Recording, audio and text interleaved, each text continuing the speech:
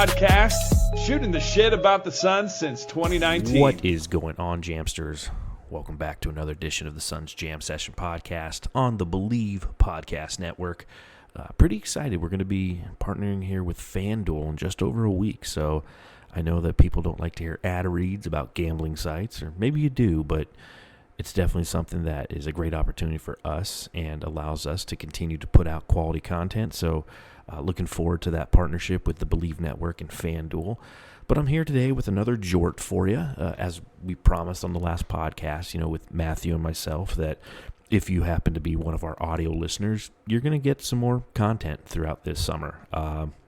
Still looking to record weekly on Wednesdays, probably doing that with guests, but when certain topics of discussion come up, as you've seen here recently, I like to just kind of throw some audio at it and talk out my thoughts here on the podcast. I mean, that's the purpose of a podcast. So talking about loyalty today, that's the topic of discussion, because there's been a lot of conversation about Damian Lillard, who tore his Achilles last year, late in the season. If it wasn't the playoffs, I forget, but it was definitely late in the season. So he's going to be out all next season.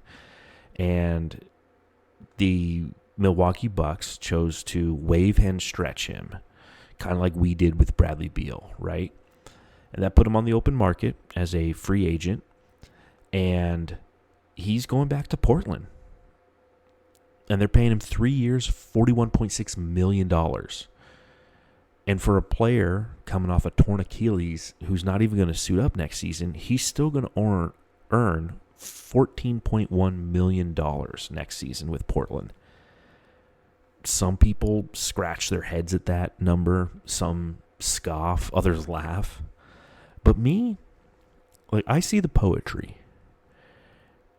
After all, the Suns have their own guy who's draped in loyalty. I see the romanticism in a city and a player choosing each other, in his case again. But in Phoenix, Devin Booker's going into year 11. I see the loyalty, the understanding, the shared history. In a league where titles are the only currency that some fans respect, Portland is choosing something different, something that's harder to measure, but no less real. They're choosing a connection, a reason to keep showing up even when the odds are long and the trophies are elusive. Because winning a championship, it's brutally hard, especially in this Western Conference, man, where contenders rise and fall like tides. Most seasons, if not all, are going to end in disappointment. But if you're going to endure that heartbreak season after season, wouldn't you rather do it with your guy?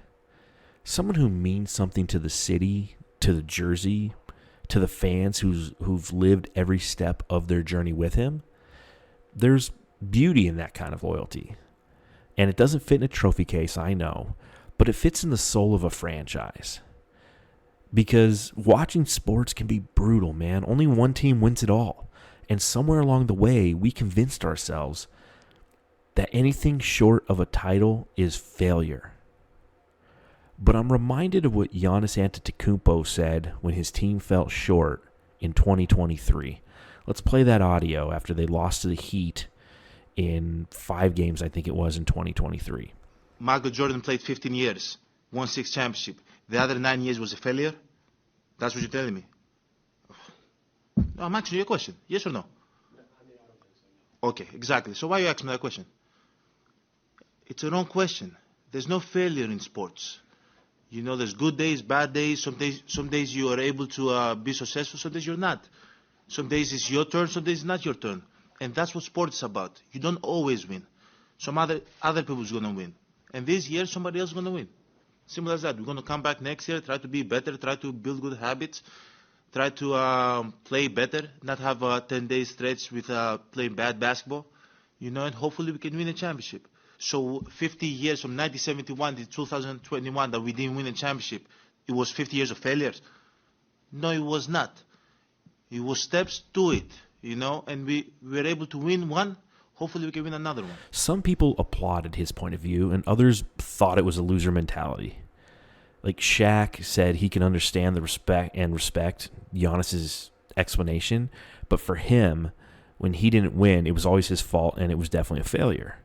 Like, you play to win the games. Of course, that's the goal. But it's not that black and white.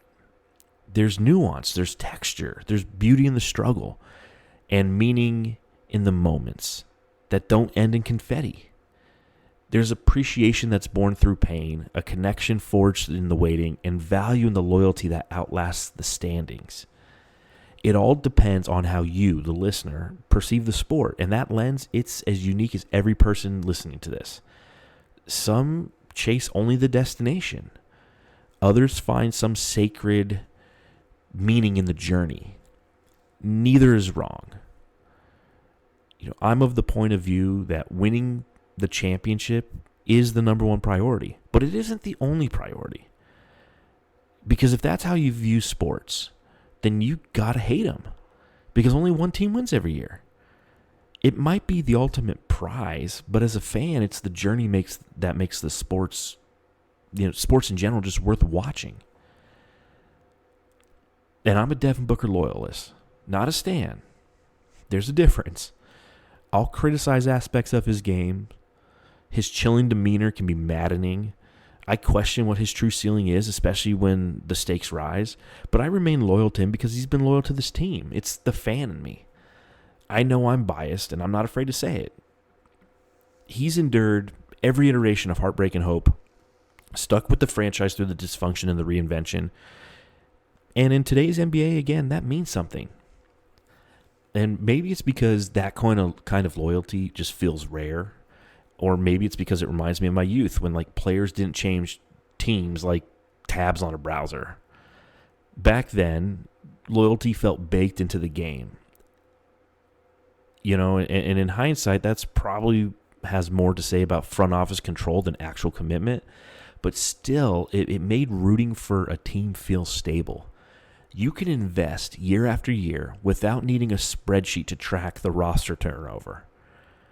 And obviously the player empowerment era has changed that, and honestly, good for the players. I don't fault anyone for chasing their bag or controlling their path. It's their career, it's their life. But there's a difference between empowerment and entitlement. And I only get annoyed when someone signs a dotted line, gets perks like a no-trade clause, and then turns around and leverages it like it's a second-rate poker player bragging about a bad hand. Yeah, we get it. You got the cards, bro. But Booker hasn't done that. He's stayed. He's grown. He's endured. And a league full of movement, that kind of stillness feels like something to hold on to. So when I see Damian Lillard return to Portland, I don't feel frustration. I feel understanding. It makes sense. The Blazers want their guy back. He wants to be where he's comfortable and where his roots are. And honestly, why not?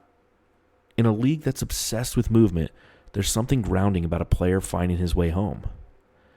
And it also invites a moment of self-reflection for all Suns fans. How do you engage with this team? What fills your cup as a fan? If you enter a season knowing a championship likely isn't coming, like next year, would you rather ride it out with a player who's still there, still trying, still wearing purple and orange with pride? Someone who can still perform at an all-star level?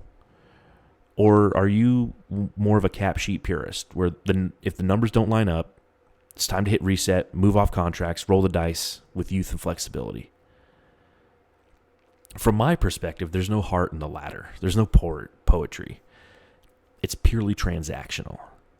And that's the thing. I prefer interactional over transactional every time.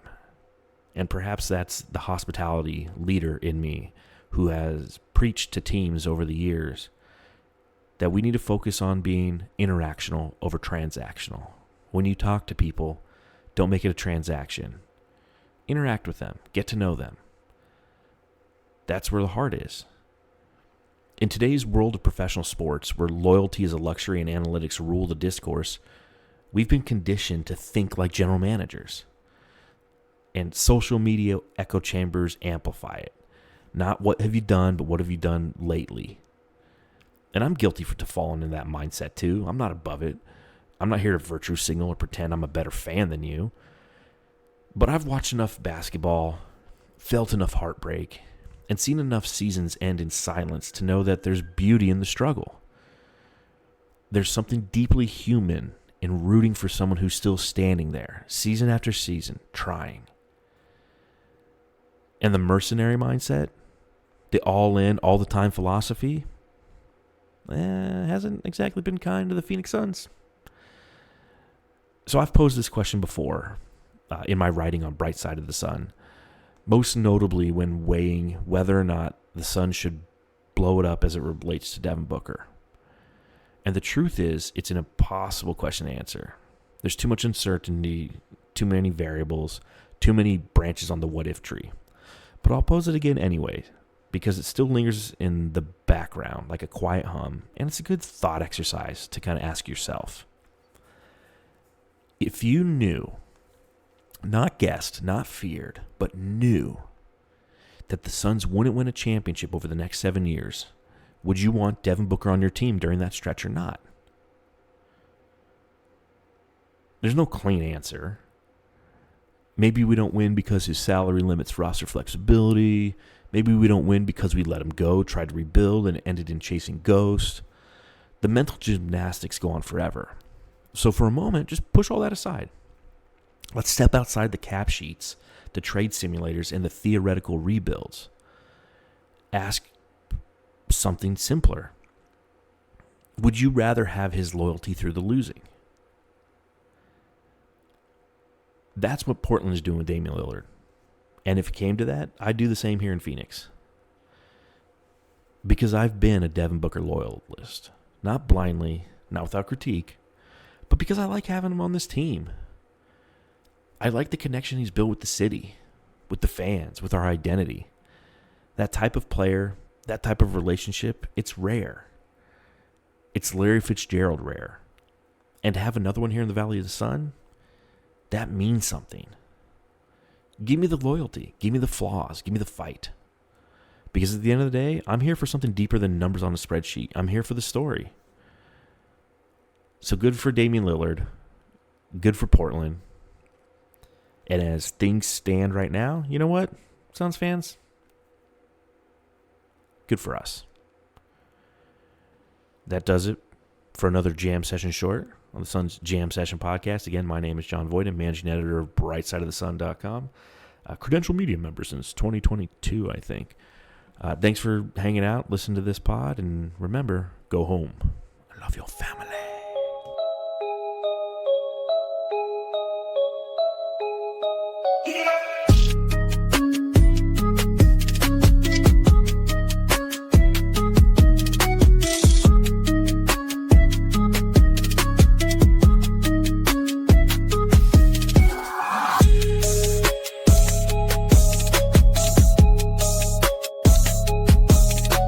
Hey, you're listening to the Suns Jam Session podcast, shooting the shit about the Suns since 2019.